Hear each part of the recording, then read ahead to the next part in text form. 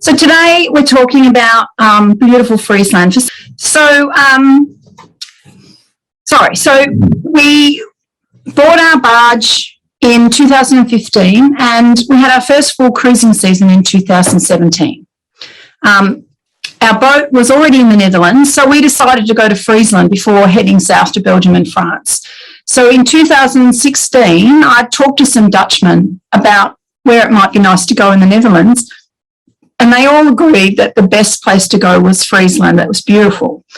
So we decided that we would follow that advice and we went to Friesland. So we left and we ended up arriving in about May, and we stayed for about 5 weeks.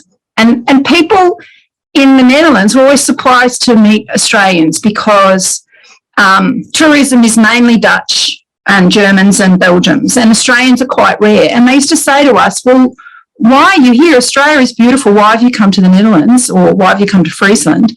And we would say 3 things. We go because, one, because of the history. And Australia is relatively light on for old buildings and complicated history, apart from Aboriginal history. 2 is the water. If you've got a boat, the Netherlands is full of water and lots of places to go. And the 3rd one was that the people are delightful. The people are friendly, they speak English. It's just a fabulous place to go. So today I wanted to talk to you about Friesland and some of the things that we learned about Friesland in our travels. So the next slide, please. So before we start, I just thought I'd give you a bit of history, just the highlights, not a whole history lesson. So Friesland has a very long history. There were settlements there found as old as 2300 BC, so it's a very long time. So originally people lived on what they called terps, which were basically man-made hills, which were they built them to keep them above the swamps and floods. And according to the Lonely Planet guide, eons ago, in Friesland, it was hard to tell whether you were plodding through watery mud or muddy water. So it was a really boggy, swampy old place. They found evidence of Roman and Viking settlement there.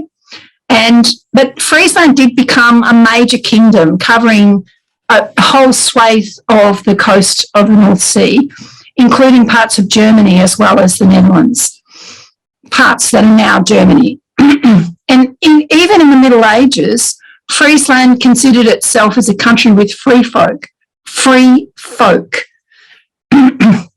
And they resented the imposition of a feudal system that was found almost everywhere else in Europe.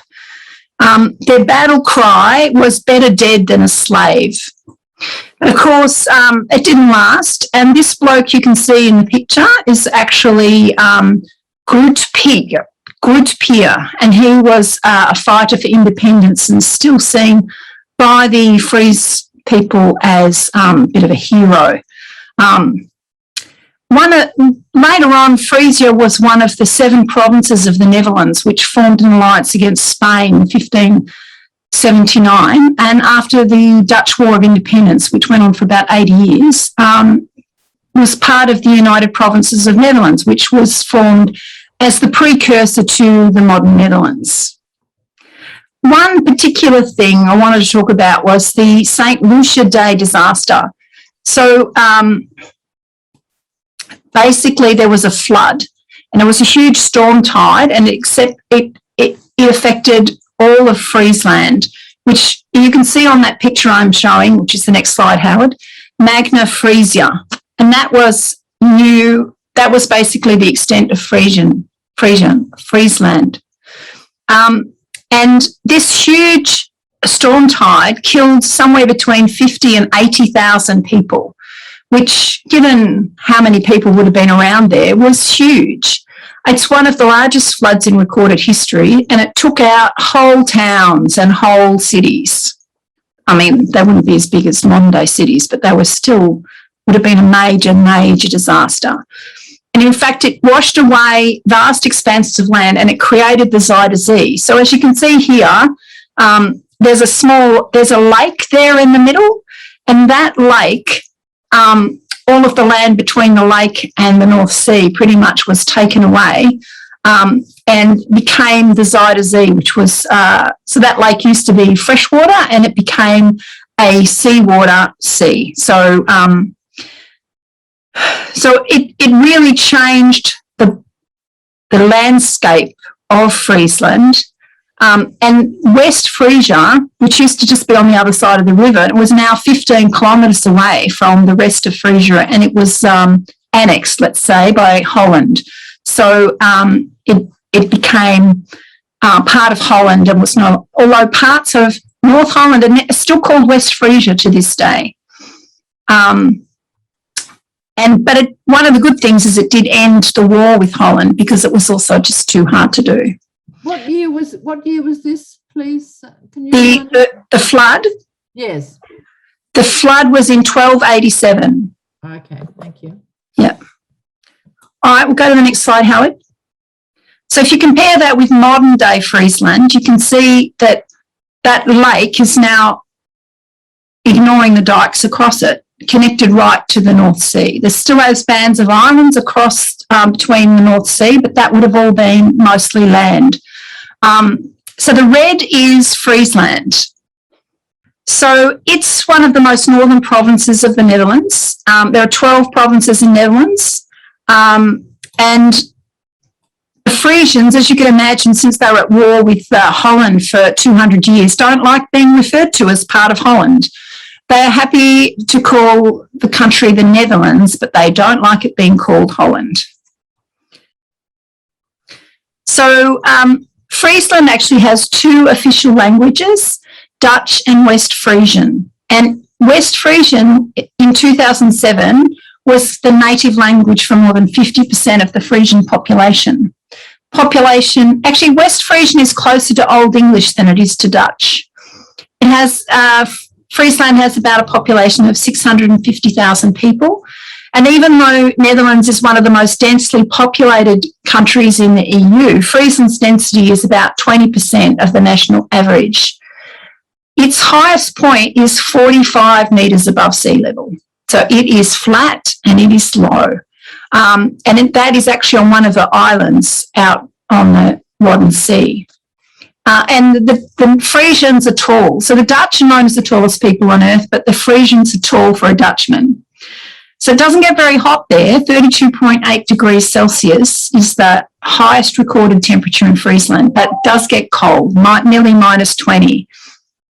And Berenberg is the national drink. It was originally made for medicinal purposes, but all our Dutch friends seem to think that that was the thing they should give us when they met us. So we have these bottles of Berenberg that we always give to guests. Howard doesn't mind it with Coke, but otherwise forget it. And there are 195 windmills in Friesland, according to my sources. So, Howard, do you want to go through the windmill slides? So here's a few photos of windmills, and these are all taken in Friesland. And they're really proud of their windmills, so they keep them maintained and they do them up. Some of them are open as museums, and some of them aren't. Probably not that one. That one's probably not even included in the 195. But anyway, so Friesland is actually quite small. So it's a third of the size of Melbourne, Greater Melbourne. So you can imagine it's tiny when you think about things in Australian time frames. So much of Friesland is actually below sea level. So as I mentioned before, it's originally mostly bog or swamp, and the inhabitants used windmills to drain the land for farming and settlement. That's why there's so many windmills around. And as I also mentioned, they have had many catastrophic floods. So that St. Lucia flood was just one of them. In 1932, the sea was closed off by a 32-kilometre dike between Friesland and North Holland. And that was to help manage the floods and stop large areas of the Netherlands being inundated. And that now is a freshwater lake, the IJsselmeer. So all around mainland Friesland, there are high dikes to protect them from the mainland. And within Friesland, much of the land is below water level, and the water level within Friesland is 66 centimetres below sea level. It's managed by 2 pumping stations and a sea lock. So the sea lock can let water out at low tide, and there's no locks within Friesland. The water level's the same all the way through. And so that the only locks that they have are to let people in and out onto the lake or onto the Wadden Sea. We think of it as one big lake with islands in it because all of the water is at the same level. So there's not even really any rivers there. That one of the big problems for Friesland is that their whole economy is based on that water level being 66 centimetres. And with climate change, there's less rain. So Friesland's drying out, which is a big problem for them. So in Netherlands, there's a saying that said, God created the world, but the Dutch created the Netherlands. And that's never more so than in Friesland. So one of the famous things about Friesland is the Elfstedentocht, the 11 Cities Tours, which is a long-distance ice skating event on natural ice. So it's only held every now and again, only when the ice gets to be at least 15 centimetres thick. So since it started in 1909, it's only been held 15 times. But it's become incredibly popular. Even though it's almost 200 kilometres long, they get about 15,000 competitors. And in fact, they get more people apply and they actually choose who gets to skate by ballot. So when the ice is suitable, they announce the tour and it has to start within 48 hours in case there's a thaw. The most recent versions of the Elfstedentocht took place in 1985, 86 and 97. And in fact, the King of the Netherlands, he was then the Crown Prince, he actually skated on the Elfstedentocht under a pseudonym. And the fastest ever time was recorded in 1985, 6 hours and 47 minutes, which is pretty fast to go 200 kilometres. So this is a picture from that, and you can see the skaters, but you can also see the crowd that are just so enthusiastic about it. In 1997, which was the last time the race was run, there were around 2 million spectators around the race, and there were around 2,000 international reporters came. So it may never be run again due to climate change, but we thought we would base our tour of Friesland around the 11 cities of the Elfstedentocht. Just seemed like a good idea. So that's what we did. So this math map shows the cities of the Elfstedentocht. So all the ones in blue, or that bluey-greeny colour, they're the cities that the Elfstedentocht visits. And now you get a feel for how small it is, because 200 kilometres, you manage to visit all of those cities. We're also going to visit some other places, so we'll talk about them. So the first place we went to was Lemmer. So there's Lemmer right down the bottom with the little heart on it. We came in from the IJsselmeer into Lemmer, and it was a really windy day when we arrived. And unfortunately, I had a broken arm, so Howard was doing the navigating on the boat. But this is just a view of the outside of Lemmer on the IJsselmeer with tall ships and new ships and old ships. That's just as we're getting ready to go in. So to go into Lemmer, next slide, we went through the old lock, which was built in 1887. So there's now been a newer lock, which is a lot bigger for the commercial ships, which are huge. So this one is really only used for pleasure craft. So as you can see, it's pretty fancy. The next slide shows you the lock watcher's place and also the lock itself. It's a very strange shape because you can see at the far end, the door of the lock doesn't go the full width, which is quite odd. And that, so if you go in there, you've got to be narrow enough to get in there, but they can squeeze in a lot of boats. The next slide shows the watchkeeper's house. So the Dutch, like the Germans, like to mash their words together. So it says Sluiswatcherswoning. I'm sure my pronunciation is not correct, but Sluis means lock, watcher means the watcher or the keeper, and woning means the house. So it's the watchkeeper's house. So from the lock, we go into this little area. You can see on the top left, or at the back, the left, that's the first bridge. And of course, each of the bridge has to open because it's so flat. Nearly every bridge across the canal has to be open for you. So we went through the lock, through this first bridge. This isn't the day we were there. The day we were there going through was blowing a gale, and we had about 7 boats behind us. So we went through that bridge, and then we went through the canal that went right through the centre of town. And this is something we found in nearly every city in Friesland that we went, is that the canals go right through the middle of town. And I suppose if you live in a boggy marsh, it makes sense that a lot of the transport back in the old days was via the canals and the rivers. So the canals, of course, went through the centre of town, which is great if you're on a barge. So this is another canal. It's not quite through the centre of town, but there's plenty of canals. And as you can see, just a beautiful town with plenty of historic houses. And just see on this slide just shows you that this is thing that they used to use for loading and unloading from the boats right into town. So this is the view from where we moored at Lemma. A nice wide canal, and we had a great view down there. So the next slide. So we actually stayed in Lemma for 11 days. And we actually were delayed. The winds were so strong, it was just too dangerous for us to go on. Our boat's got a flat bottom, so when it's windy, it blows us everywhere across the canal and can be really dangerous.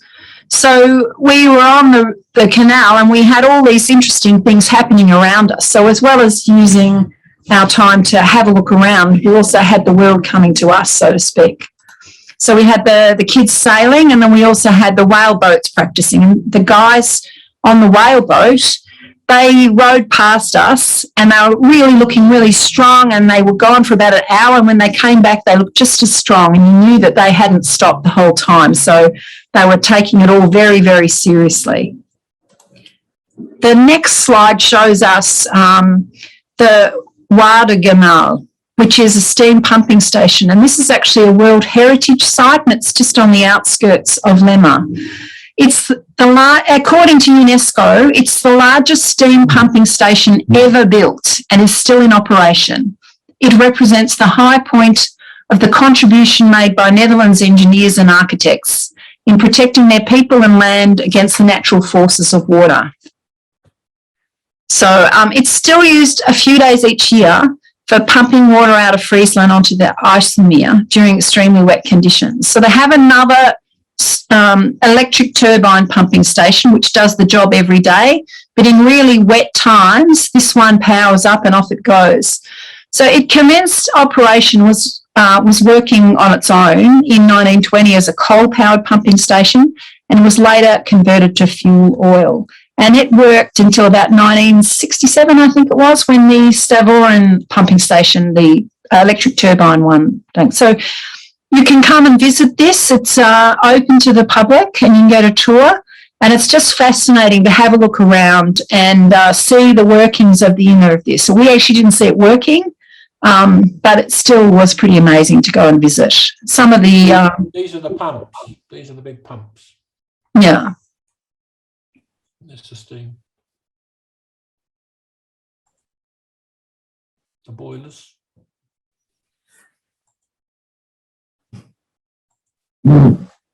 So one of the interesting things, I think, was this chimney.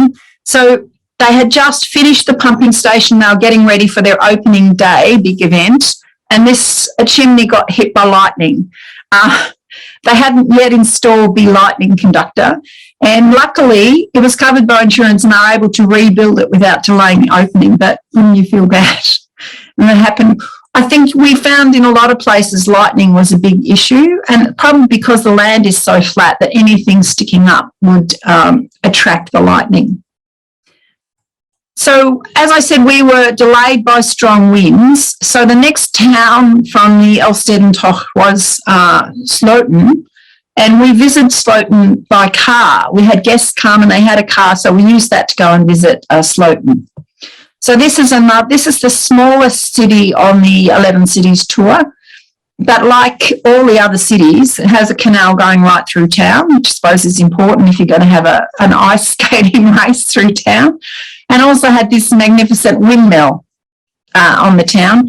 And it was a walled town, and but it's marked as a walled town, but some of the walls were just made of dirt and rocks and things just to protect itself from other cities.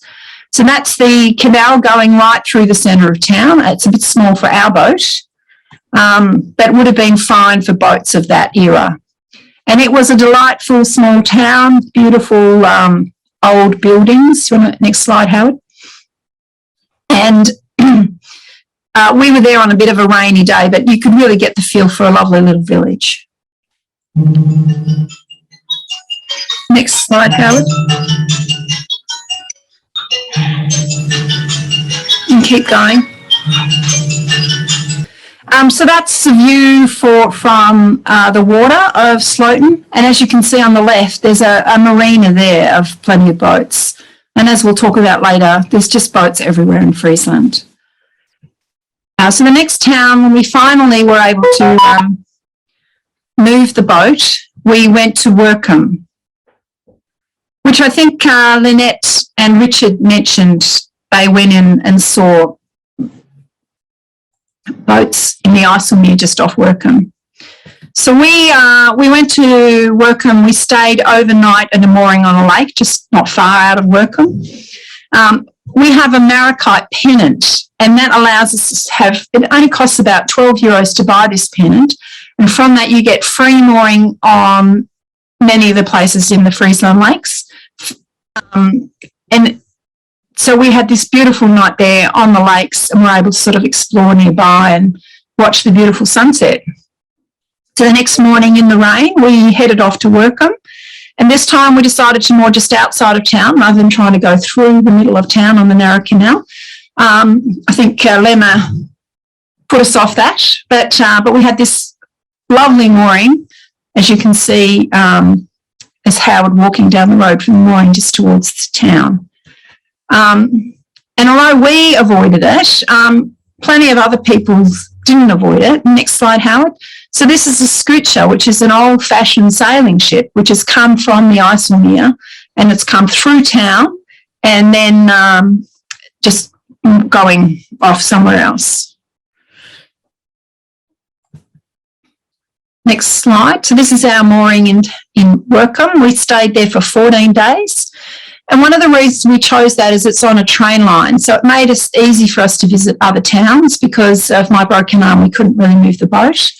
And we also used the train to get to Rotterdam while we were there. I had to do something related to my visa. And while we were there, we actually met someone who recognised the boat. He was a relation of the people who had refitted the boat in the 70s. And so we were able to get in touch with the original family, which was a lot of fun to find out some of the history of the boat. Just a couple of other slides, photos from Workham. Next one. The next slide shows the Way House in Workham. So in many of the towns, the Way House was a very ornate and majestic building, and this is where they weighed the goods because they were often paying duty based on the weight of whatever it was that they were bringing in. And of course, the canal went right through town. The town was full of beautiful old houses. And at the end of town, there was the lock. And that lock went through the dike to allow boats to go out onto the Islemeer. And next slide. Yeah, thanks. So the next slide shows more of the canals, and then the church, and then this is the town hall and the town square, and the cafe across the other side is the next slide.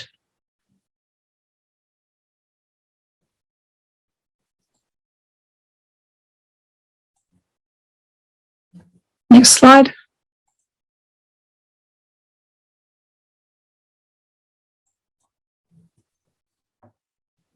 So Workham was sort of a little bit inland. It was a couple of kilometres from the beach. And because it was such strong winds and they were westerly, it was just about impossible to cycle down there. So we waited for a relatively calm day and went down there. Happened to be a Saturday. And it was very, very busy. You know, as you can see, this has got a lovely sandy beach. Of course, it used to be on the sea, but now it was on the lake. The lake, though, was very shallow, so we didn't see anyone who was able to swim. It was really just wading in the water. And since I wasn't allowed to get my arm wet, that suited me just fine. There was a kite surfing festival. Next slide, Howard. There was a kite surfing festival on, but there was no wind. A real problem for kite surfing, but there was still the entertainment. So this was a thing where the aim was that you could go on and swing around and round on the thing, and this guy was particularly good at it.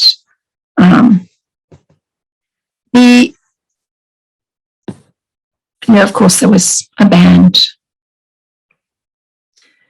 One day we went for a ride and we found this canal jumping course which had a competition going. So the canal jumping is a particularly Friesland type of sport. So the people run up and then they have to sort of shimmy up the pole to get as high as they can before the pole sort of tips them off on the other side, and then they sort of propel themselves off the pole to go as far as they can. So I should have taken videos, but I didn't. I've just got these sort of time-lapse photos of the people shimmying up the pole and trying to get as far as they can. The pole is about 10 metres long, and the longest jump ever recorded was 21 metres, which was pretty impressive to watch. We saw someone jump 16.1 metres, and really was very impressive because you need to have a lot of balance. You need to be fast enough to get a good run, but you wanted to be slow enough that you had enough time to shimmy up the pole. Very impressive sport to watch. It was a lot of fun. So from Workham, we used the train to get to other places.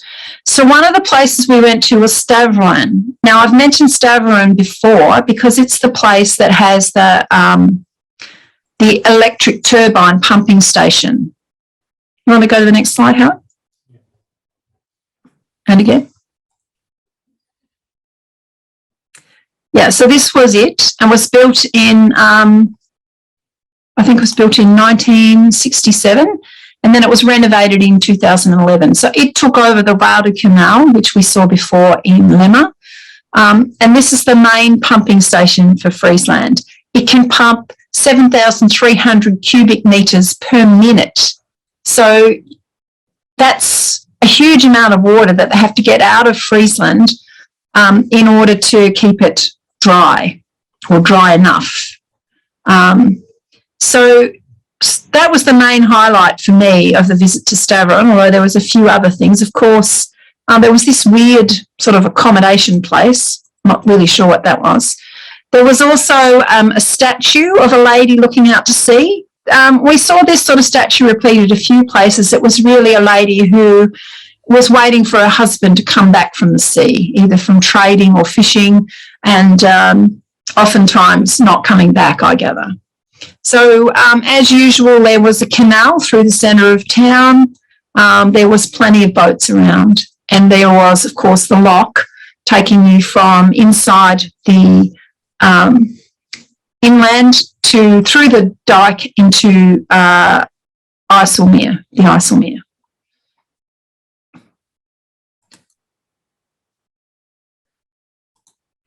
So another town we visited from Workham was to Heinderlopen. Now, Heinderlopen was a really interesting place. It's only 7 kilometres from Workham. So we cycled there. And because I had a broken arm, this was my first big cycle. It was pretty entertaining. I was pretty exhausted by the end of the day, having had a few weeks of no exercise and then having to sort of balance on my bike with a broken arm. But Workham itself was part of the Hanseatic League. That was an important trading federation between cities around Northern Europe.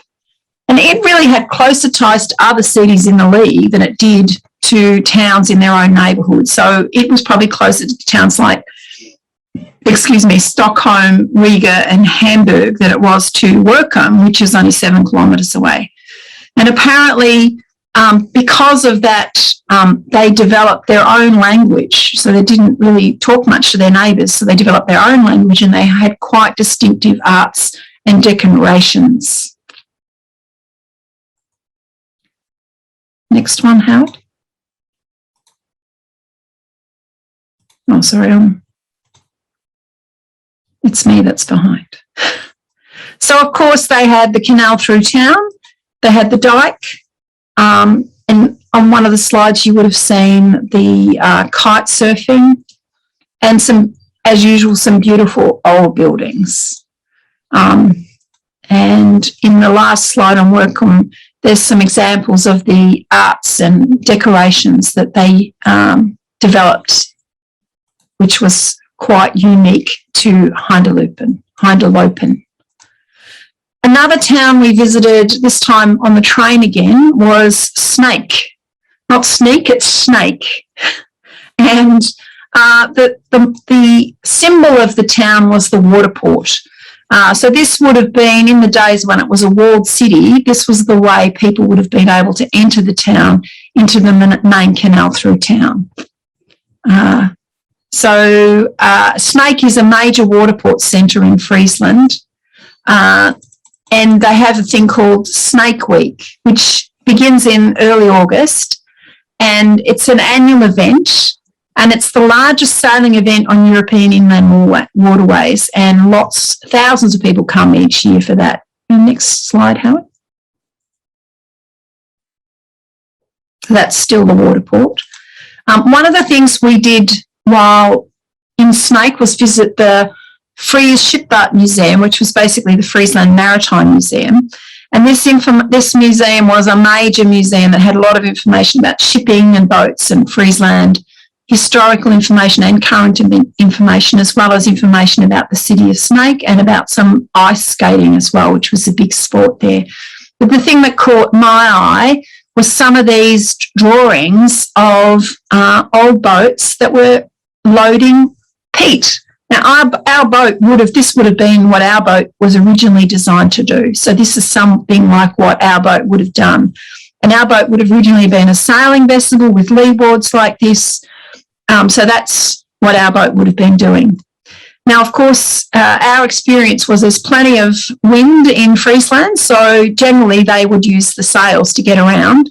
But when the sails weren't available, the next slide, please, it was the family's job to pull the boat along the canals. So this is a drawing of mum, and that other person is either one of the older children or perhaps the first mate pulling the boat along the canal, possibly in a freezing cold winter's day, and dad's on the back just driving it along. Yeah, not my idea of fun. Anyway, here's a few other photos from Snake. This one shows a separate bell tower to the main church, which we saw a few times in Northern Netherlands. And then just a couple of others, a couple of buildings in the street from various eras, and this one is the town hall. On the same day, we stopped at Iost on the way home. It's really almost a suburb of Snake now, and there's another cute little town with the obligatory canal through the middle of town. And I love this. The houses, sorry, he's gone too far. The houses had their garden across the road and down towards the river. So each one has separated their garden from their neighbours with a nice little hedge. Oh, that's very cute. The last town we visited while we were in Workham was Bolsward, and we actually used buses this time. So we're getting plenty of use of public transport in Friesland. And the first thing we saw when we got off the bus was this amazing church, except it's no longer a church. It was destroyed by fire, or largely destroyed by fire, but instead of tearing it down or trying to renovate it, they put a glass roof on it, and that's used for functions. So it's a beautiful space, probably not used a lot at the moment, but anyway. You can keep going, Howard. So the next building we look at is the town hall, which was pretty ornate.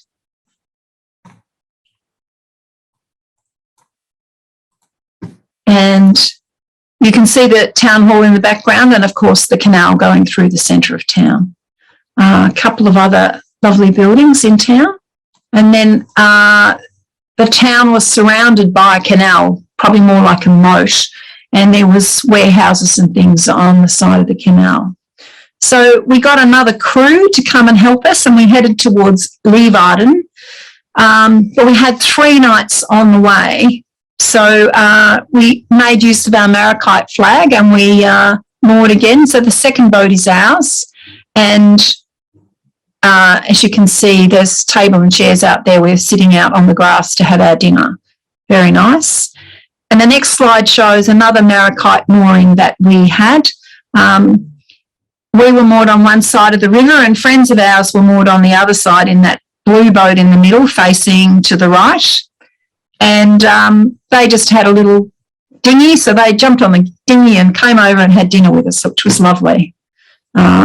So that's the friends that are helping Howard cruise the ship, and the friends that were staying there on their own boat.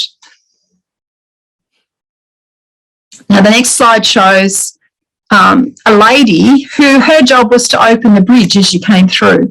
And you can see that she's holding sort of a fishing boat with a clog on the end. And that's because she's collecting a brugeld. Now, in Friesland, and in fact for the most of the Netherlands, you don't pay a vignette or any kind of license to be able to use the waterways. But occasionally you'll come over across a bridge or a lock where they ask for money for you to go through. And in this case, it was €2. And she would hang the little clog out over the side of the boat, and you put your €2 in and she'd let you through. And she was kind and friendly. Usually I don't have time to take those photos because I'm driving, but because Howard was driving that day, I could take the photo. Now the next slide just shows some of the huge commercial shipping that's on the big canals in Friesland. We tried to stick away from that as much as possible, but sometimes you just can't avoid it. So these huge container ships and oil ships and things just doing their daily job along the huge canals that exist there. The next one, as we're coming into Leeuwarden, I thought this bridge was pretty cute, that the whole section of the road just got lifted up into the air and then you sailed through, and then it just got put down in place back into the road. And this is an old sailing ship just going through a bridge in Leeuwarden itself. Excuse me, the bridges in Leeuwarden, because Leeuwarden is the capital of Friesland, it's a large and busy town. So they wouldn't open the bridges during peak hour, which is in the morning, at lunchtime and in the evening. So you just had to know that and just have to plan your trip around those times. This is our mooring in Leeuwarden. There's sort of a moat around the city, and we were moored on the other side of the moat. On the city side of the moat was some beautiful gardens. So we had just gorgeous views from there. So we stayed in Leeuwarden for 8 nights, including 2 nights where we actually went off to Schelling.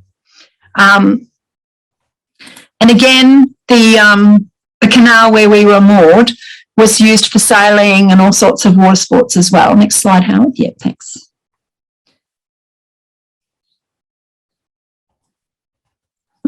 Next slide. So that was our mooring, as you can see, just a really beautiful spot. Now this next slide shows the Olderhove, which is the symbol of Leeuwarden. And it's a leaning church tower. It was built in 1529 to 1533. Now, I've mentioned a few times that the land is pretty soggy and boggy. So when they started building this, they had ideas for a really tall and lovely tower. But because of the soft earth, it started to tilt. So their first plan was, well, they keep building, but they just build it a bit to the left. Worked for a little while, but then the weight of the church just pushed it down. So they gave up on the spire, but they've left it there. It's been there for 500 years nearly, and it hasn't fallen over yet. And you can go up the top and have a view around. And I don't know if you can see at the top of that, there's a little sort of glass box that you can sit in, and that allows you to walk out over the top and just have glass between you and the ground.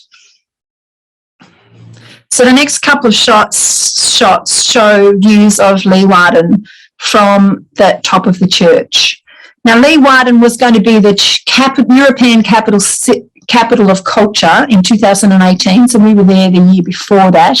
So there's a lot of work being done to sort of spruce everything up and make it beautiful, as they were expecting a lot of tourists in 2018.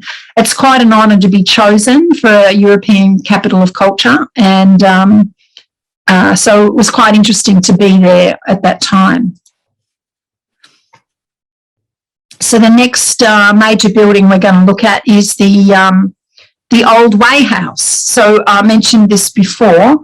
So the weigh house, again, that would have been used for weighing produce being brought in by the boats in order to determine how much duty was needed to be paid. And as usual, there was a canal going through the centre of town.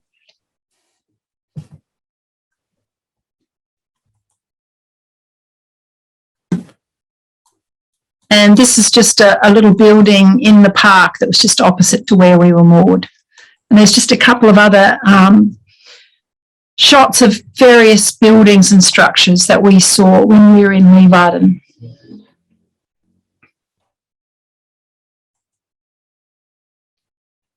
And the next slide shows a statue of Matahari. And you might say, well, Matahari, my goodness, what's she doing in Leeuwarden? Well, actually, Margaretha Gertruda Zelle was born in Leeuwarden in 1876. And she moved to Indonesia with her husband, where she learned local dances. And after the marriage failed, she moved to Paris, where she became an exotic dancer. I have to say, some of the photos I've seen, she was semi-nude. She made her stage name Matahari, and claimed she was a Javanese princess, which was a complete lie. She was a Dutch lady. But she later became a successful courtesan and had many friends on both sides of the war, the First World War. She was eventually convicted of being a German spy and was executed by firing squad in France. But there's still a lot of controversy about whether she was actually a spy for Germany or not. Some people claim that she was actually a double agent, but because she was a courtesan, no one really wanted to stand up for her when she was being tried. And this last slide, it's not our last slide, this is the smallest building or shop in Leeuwarden, which I thought was pretty cute. Now, I mentioned that we met the family that did the refit of the boat back in the 70s. Well, the father of that family used to be the ferryman for the Froskelpole Park. So the park is on an island, and the only way to get there was to use the ferry. So the family used to moor near the park, and he used to do the job. So the park was basically their back garden. And so we visited the park and had a walk around there. It was really delightful. And we also had the family visit the boat while we were in Leeuwarden, which was also delightful. So we used Leeuwarden as our base, and the next place we went to was Harlingen. Now, Harlingen is on the Wadden Sea. So this is the only city of the 11 Stedentach towns that was on the sea rather than on the lake. So, and Linnell and Richard last week talked about Harlingen. This is where they started their cruise. It's a major seaport. And in fact, the Admiralty of Friesland was based there since 1645.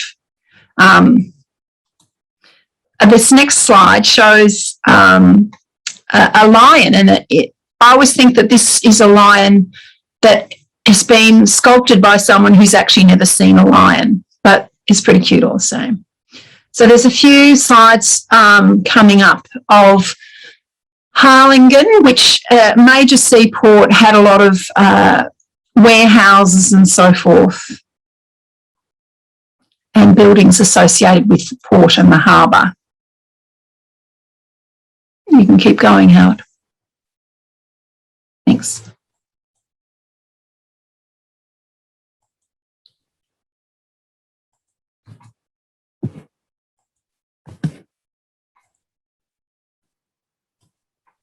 So from Harlingen, we took a ferry and we left to go towards Terschelling. Now, Terschelling is one of the Frisian islands and isn't one of the Elfstedentocht towns, but we wanted to go there because we'd heard it was lovely, and B, it was something quite a bit different. So we arrived on the ferry, which was quite a big ferry, and we took our bikes with us. Now, the main town of Terschelling has a lighthouse in the middle of town, which we thought was very bizarre. We'd only ever seen lighthouses sort of right on the coast. And we were told that they had to rebuild the lighthouse 3 times, and every time they rebuilt it, they moved it further and further inland, and it ended up that it was in the middle of town. So Terschelling is part of the UNESCO World Heritage Site. So all the Wadden Islands is one. Some of them are actually in Germany, is a UNESCO World Heritage Site. And we were told that Terschelling had the only naturally occurring bay in the whole of the Netherlands. And really, it was one of the few places in the Netherlands where the landscapes were largely untouched by man. Yes, it did have a few dikes, but much less sort of terraforming than there was on the mainland. So because we had our bikes, we were able to tour around and see, look at that, that might even be, no, that's not 45 metres. So on one of the Waddenzee Islands, that's where the highest point of Friesland is. And of course, Terschelling is on the North Sea on the other side. So the inland side was the Waddenzee, and the outside is the North Sea. The next slide just shows a churchyard, and the next slide shows the dikes. So protecting them from, you know, those high tides that cause so much problems. And you can see that in the next slide as well. Yeah, they're very keen to keep the salt out because that side's salt, that side's fresh. And the next slide shows another one of these statues of the lady looking out to sea, waiting for her husband to return from his travels. Our next visit, we went to Franeker. So Franeker is a train ride away from Leeuwarden, and we caught the train there, but we took our bikes and cycled home. The main thing about Franeker was the planetarium, and this is truly remarkable. So the planetarium is over 230 years old. It was built in the living room of a guy. His main job was a wool comber, but he was also an amateur astronomer. And he built this planetarium in his basically main living area of his house, and it shows the movement of the sun, the earth, the moon, and the planets. And it's the world's oldest working planetarium. It's been proposed to become a World Heritage Site, and we'll have to wait and see if it gets approved. So I always think he must have had a really understanding wife, because the room he installed it in was their kitchen, their living room, and their bedroom. And it took 7 years to build, and his father helped him. So the workings of the planetarium were between the floors. It works off a clock pendulum and weights, and amazingly is still accurate today. And of course, the mechanism built back then was handmade. So Franeker was actually a really pretty town. It had the usual warehouses and lovely old buildings.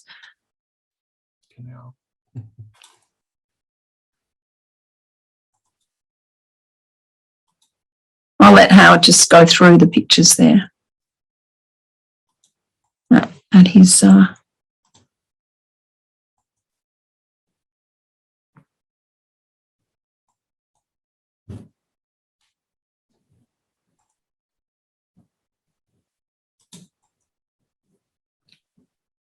So finally, I was able to drive the boat again, and we were able to set off without a crew. So we drove up to the last of our 11 cities in the Elfstead Hock tour. Okay, so Dockham, unfortunately, as we arrived, there was, would you believe, a traffic jam. It was one of the worst, probably the worst traffic jam we've been on in our boat. So there is 3 bridges to the town, and there's a brigeld on the second bridge. So in the second bridge, the guy that's opening the bridge had just had his lunch. So there was a whole bunch of boats waiting to get in. And at the second bridge, he was trying to take the €2 brigeld from everybody. The boat in front of, well, first of all, people went through that second bridge and they were all looking for a mooring. So they were all sort of stopping and shunting around and things. And the boat in front of us hadn't realised there was a brigeld. So he got halfway through the bridge and then just stopped in the middle of nowhere. And of course, we were twice his size and we can't stop that quickly. So anyway, it was quite dramatic. We got through without damaging anyone. Anyway, we got through. Dockham was yet another beautiful city, dominated by 2 windmills. So in this slide, you can see there's a windmill in front of the boat. And the slide before, you would have seen there's a windmill behind the boat. So there's a stretch of canal and there's a windmill at each end, which is delightful. Just sit on your back deck and look at this beautiful view. If you go to the next slide, you get a bit of a feel for what it's like. So our boat is, yeah, on the right-hand side there. Really just beautiful little town. And I've got, so if you go to the next slide, you can actually see the 2 windmills in one picture. And on the left-hand side there, you can see that there's a little canal going through with the lovely white sort of wrought iron bridges. That's the main canal through town. As I said, every town has one of them. And so that was a really pretty little town in the main of town. So do you want the next slide shows those bridges in more detail with the windmill, of course, in the background. I seem to have a photo of a warehouse in every town. And so on yeah, more warehouses. So that's the end of our sort of tour through Friesland. But I just wanted to say a little bit about Friesland waters and the water sorts. First of all, the Wadden Sea. Now, you've already seen the Wadden Sea. That's where we went from Harlingen over to Schelling. But what we found is that everywhere we went, we would come across whaleboats being done by people practicing for this race. So there's an annual... So someone's asked, Jan's asking, are these all my photos? And yes, unless I say otherwise, they're all my photos. So this one isn't mine though. This is the annual Harlingen to Schelling rowing race, which is 30 kilometres long, and it's across the Wadden Sea. So they're actually out in the open waters. Do you want to start that up, Howard? Hopefully this will work.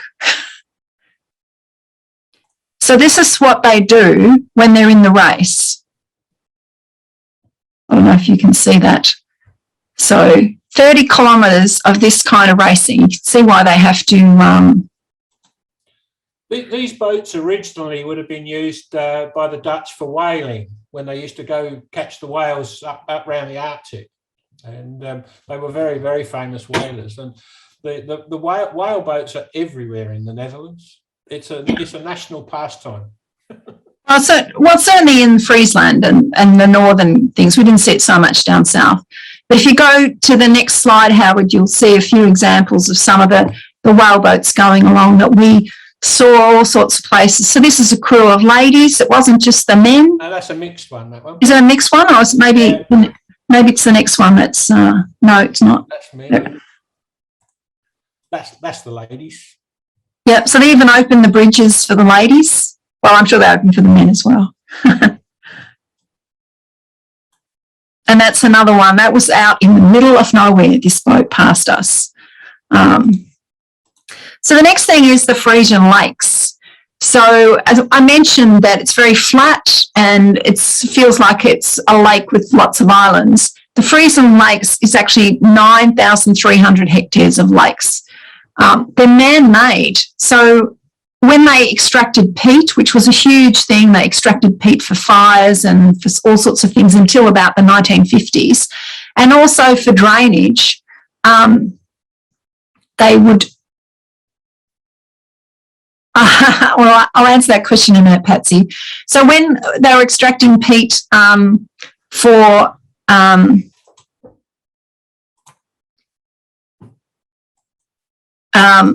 that, they would end up leaving a lake behind. And sometimes when they're they would dig out a lake and use the soil to create an island so that they could build a house on it. And all the lakes are connected by a canal, so it's really easy for us to sail around and go to all the things. And it's a really popular boating destination. Now, Patsy asked, how do we communicate with other boats when there is a traffic jam? Well, there's two ways. One is that we have VHF radio, and if someone else has VHF radio, we can go to channel 10 and talk to the other boats. But generally, there's sort of an order. You're quite close. You can talk to them. Most people in the Netherlands speak English, so you can actually have a good conversation if you need to.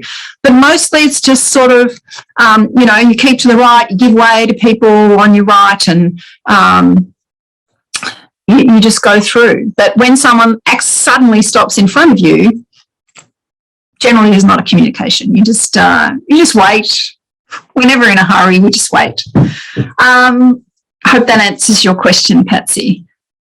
The major issue we have is that we're 50 tons and 22 metres long, and a lot of the boats in Friesland are 12 metres and they can turn on the sixpence, and we can't. So our momentum is such that it is very hard for us to stop suddenly. And they don't realise that, and so they stop suddenly, and it can be. I don't think we hit them that time, but it was close. No, we always say that it's a good day if we don't hit another boat and no one gets injured. So it was a good day. And we haven't had any bad days. So there you go. Yeah. So this is a scoocher. So a scoocher is an old-fashioned sailing ship in Friesland, and there's plenty of them around. So that one's actually just a model in the museum, but the next slide will show you some sailing around. But of course, it was the big scooters, and there was the little sailing boats as well. And they would be coming along the canal. This particular one, he was sailing towards us, and there wasn't much space, and he didn't take his boom in, and he basically took his boom right across the top of our boat, and one of our crew on the back deck had to duck to stop being decapitated, basically. So pretty exciting. Some of the travelling. As you can see, here's another big boat coming along the canal. This one's not sailing, but, there's a new boat right in front of them. It wasn't just the old boats. There's lots of new boats sailing around as well. Howard, next. So you can see there's just boats, and more boats. I think you've seen that one before. The boats we watch out for are what we call the plastic boats. The one with the orange light raft in. They're hire boats, and the people that hire boats don't get taught how to be boaties, and they can be unpredictable. Yeah, mostly they're good, but every now and again you get one that's just has no idea what they're doing. No, probably Australian. The next thing I was going to talk about was the IJsselmeer. So we talked about the Zuider Zee being made after that big flood, but in 1932 they actually built a dike that was built across from North Holland to Friesland, and that formed the IJsselmeer Lake. So major rivers flow into the IJsselmeer, so it was quickly flushed of salt water, and they now even use that lake for drinking water. Its average depth is only 5 metres. The maximum depth is only 7 metres. And it's kept at 20 to 40 centimetres below sea level. So it has an area of 1,100 square kilometres. So huge.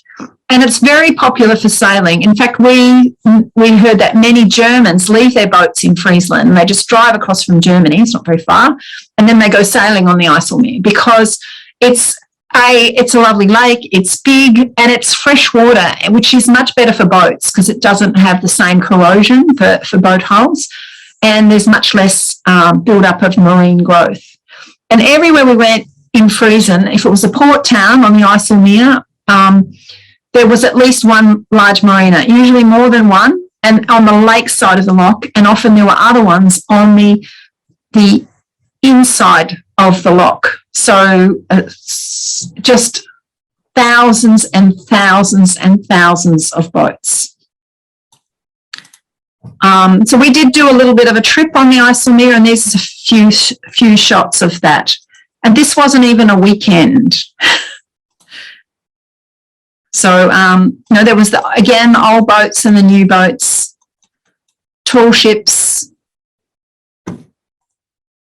small ships, big ships, whatever.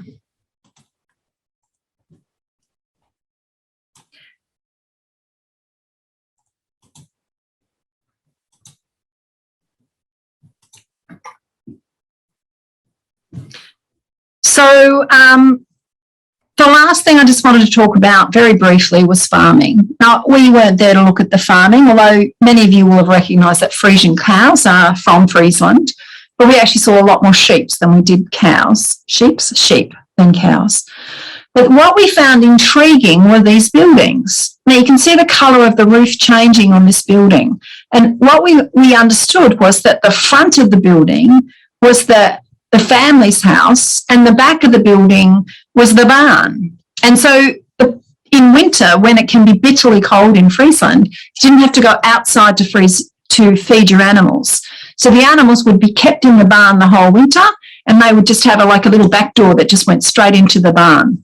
And it was almost a fashion statement to have that line showing where your house ended and where your barn started. So you can see this one again. It's got the dark tiles and the red tiles.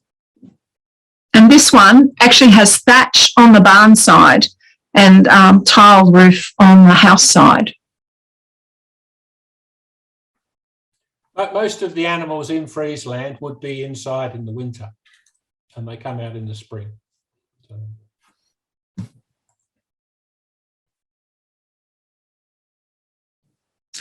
So that sort of brings us to the end. I just want to say that we thoroughly enjoyed our time in Friesland, and we'd recommend it to anyone who likes history, water sports, or just beautiful towns and lovely architecture.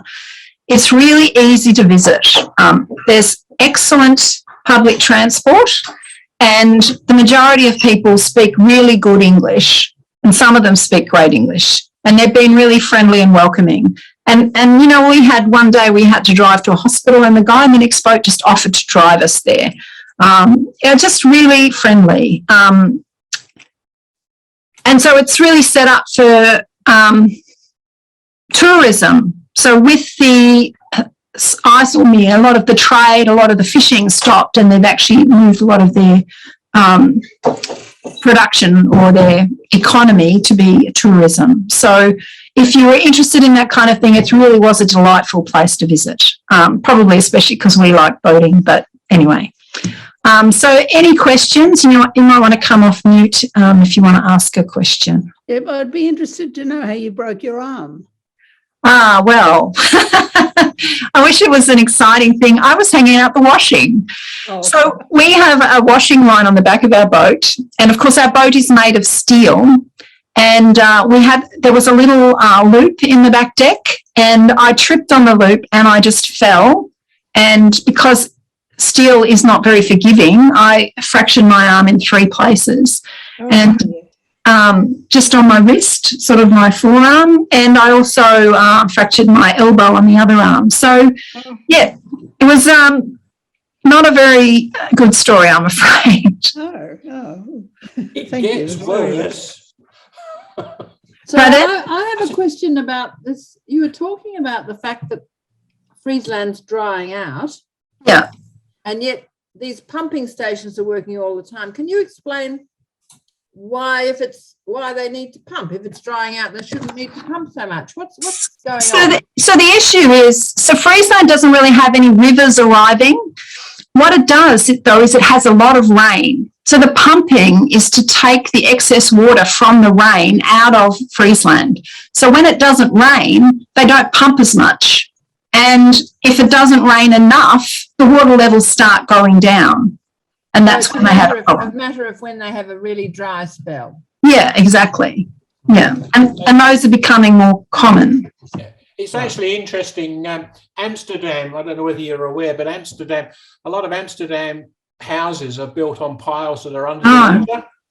And there's a huge number of buildings in Amsterdam at the moment that are actually at very high risk because the water level and the water table has dropped considerably and exposing the underwater beams. Now, when they're exposed to air, those support pylons are actually rotting away a lot quicker. So there's a real problem that Amsterdam is trying to come to grips with, and they're saying it's climate change, but with the actual drop in the water table. So they're actually frantically trying to work out how they protect all these buildings. And because once they start to rot, they start to sag, and they're all brick. And they're all connected. They're all touching each other. They're all touching and connected. So it's actually a really big problem.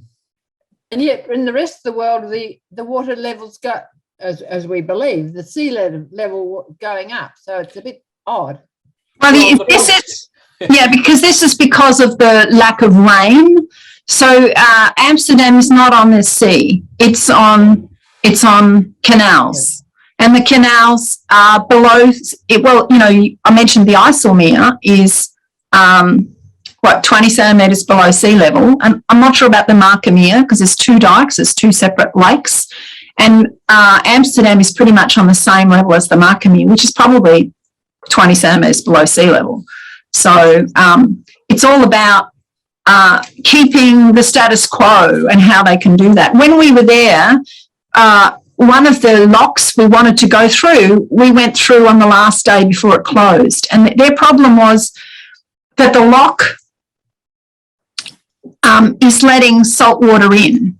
If there's enough flow out, then when they open it, they let water out and it doesn't affect the farming land. But when there's not much flow and they're opening the locks, it's letting salt water in, and that is then spreading to the farmland and damaging their crops and things. So they had to stop opening the lock as much. So they basically said, we're only opening it for commercials. You pleasure craft can't come through. It's a quite a different problem in the Netherlands than it is in Australia. We used to always say that Australia was the opposite of the Netherlands. In Australia, we didn't have enough water, and Netherlands have too much water. But of course, that with climate change, that's making a difference. Howard, you probably don't need to share the screen anymore. What time of year was it that you were on? We were there around May time. Hey, June. Yeah, for 5 weeks. Any other questions? Food. What was the food like? Yeah, I wanted to know. Yeah. Does your I'm having boat trouble have hearing you. sails? Howard? Okay, someone asked, and I'm not sure of this, I apologise, someone asked what's the food like? And, I had been to the Netherlands before and I thought the food was atrocious, but we actually found it really good. We would shop at the supermarkets, food was cheaper than it is here, it was very fresh, and we could buy most things that we could get in Australia, apart from chutney. For some reason, chutney seems to be a very English thing and you couldn't buy chutney. But we had some beautiful foods, and we got used to using things like TripAdvisor and so forth to find nice restaurants to go to. So we had no problem at all with the food. Sorry, Eva, you had a question? Yeah, I wanted to know whether your boat has sails. Not anymore, no. It originally was a sailing ship, but when they modified it to give it an engine, which was only done in the 70s, the sails were all taken down. The lee boards were taken off, but we still have the leftover like the well where the mast would have been stepped, which we've been told we should get rid of. But no, we don't have sails anymore. And when Germany was flooded, can you hear me? Thanks. Yeah, yeah. When Germany was flooded in July, were they affected by that? So Friesland wouldn't have been because the rivers don't go that far north. So the rain was mostly sort of in Belgium and Germany, the east of Belgium and Germany. And so the Maas River in the Netherlands and the Meuse River, it's all the one river. It's just got a different name in Belgium and France. The Meuse River had some really severe flooding, and that would have gone down the Maas River into the Netherlands, and there were problems all the way along that river, but that's nowhere near Friesland. We find that Friesland's quite different from the rest of the Netherlands. The Netherlands we often think of it as the sort of delta of Europe, because the big rivers like the Rhine and the Meuse all come out there, and there's a huge amount of water flows through. But Friesland doesn't really have rivers. It's quite different. And the situation with water is quite different. Their problem with water is the huge amount of rainfall that they get. Yeah. It's deep, isn't it? Because what's it called? Wilhelmshaven was the submarine place, and that's not far away from there. Oh, I'm not sure. That's where the Germans had their submarines. Wilhelmshaven. Oh, okay, yeah. So, well, interestingly, I'm not sure if you're aware, but in the First World War, the Netherlands managed to stay neutral. So they were not in the First World War. But of course, in the Second World War, the Germans ignored their wish to stay neutral and invaded them anyway. Yes. And treated them very badly. And treated them very badly. Yes. Indeed. In the first photo, you had a New much. Zealand flag on. What's the reason for that? You had Howard's. Yeah, well, Howard is a Kiwi. Howard, he is Pommy Kiwi Aussie. So we had the Dutch flag. Sorry, not the Dutch flag. The Australian flag and the All Blacks flag. That's not the All Blacks flag, because a lot of Europeans don't understand the difference between a New Zealand flag and an Australian flag, because they just look the same to them. So, Yeah. especially as we go into France, we will definitely have the All Black flag, because they love the All Black. The only trouble is they don't really make All Blacks flag for boats. So that one we had only lasted one season. Doesn't last very long. Yeah. Deborah, there's a famous sort of legend of a boy putting his finger in a dike. I don't know. I just wondered if that related to Friesland and whether you saw any memorials of that kind. No, we didn't see any memorials of that. I have to say, although there were dikes were a major part of Friesland, they're a major part all through the Netherlands. So if you saw that slide we had showing the parts of the Netherlands that below water level, below sea level, it's not just Friesland. It's a lot of the Netherlands. So it could have been anywhere in the Netherlands, or it could be a myth. I don't know. Okay.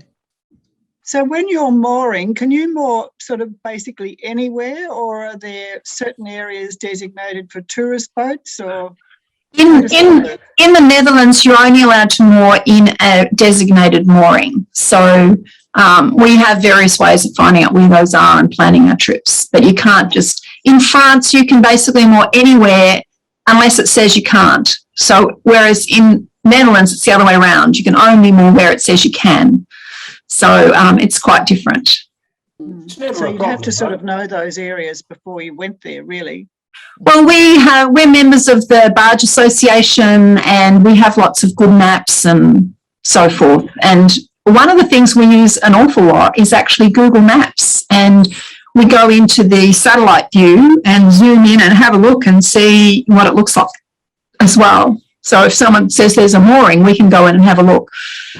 As Howard said, most people have boats of sort of 12 metres or less, and we're 21.5 metres. So we can't just assume because there's a mooring, it will take us, because sometimes they just have the finger moorings and they'll take a boat of up to maybe 15 metres, and we can't go on that. We would block the river if we were sticking out. So we have to do a little bit of planning to find moorings, but I think we've had a problem once getting a mooring, and that was just because there was a grumpy woman who wouldn't let us moor where we could have moored. But anyway. Always good. Thank you. Well, I think. I wanted to resolve the issue, but they wouldn't let me. Oh, no. International relations and all that.